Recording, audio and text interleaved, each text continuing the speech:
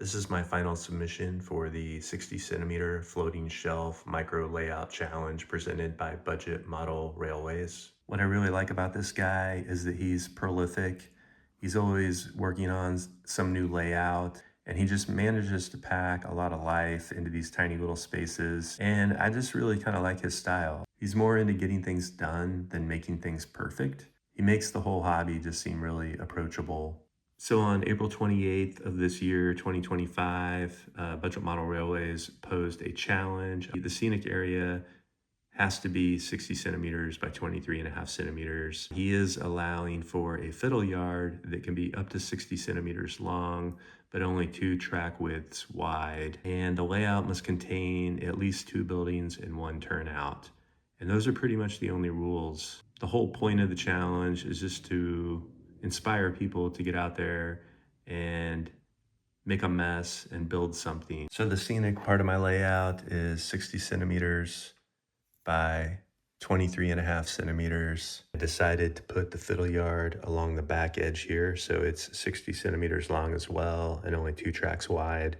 I decided to make my fiddle yard accessible from either end of the layout, which effectively creates a loop. This is a bit of a stretch in terms of the rules, but I don't really care, and I don't think anybody else on planet Earth really cares.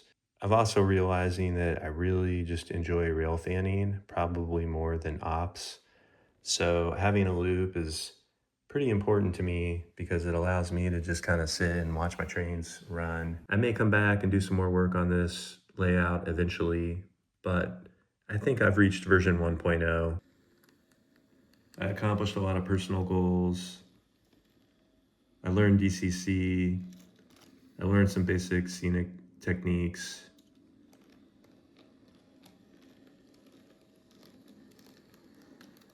I learned how to 3D model and print all my own locomotives and rolling stock. One thing I wanted to do was make this layout kind of playable. So I put all the little figures on little standees so they could be repositioned, relocated. I tried to make a lot of the cargo free floating.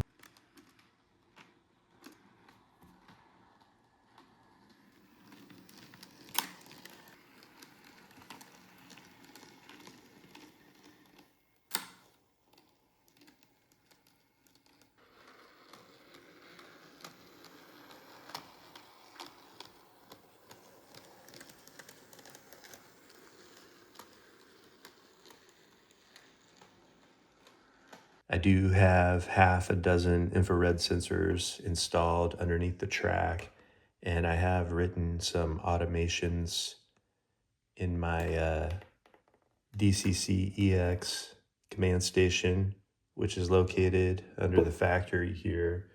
So these trains are capable of performing automated tasks. I've got routes programmed for them, and they will follow the routes. I do find that I hardly ever use the automations. I think on a layout this small, it's hard to really write useful automations. I wanted light to pour out from inside this factory, and I did install an LED light, but it doesn't produce enough light, at least during the day. I've also programmed an automation for the LED that's installed in here. So I can either have the light on, I can have it off, or I can have it kind of flickering like somebody's operating a torch. So yeah, I need to test it in the dark. And my command station is also capable of powering servo motors, and I can add servo motor control to my automations. But for this layout, it was just kind of overkill.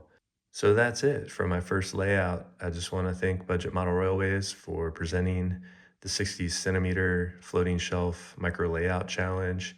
It did, in fact, inspire me to build my first layout.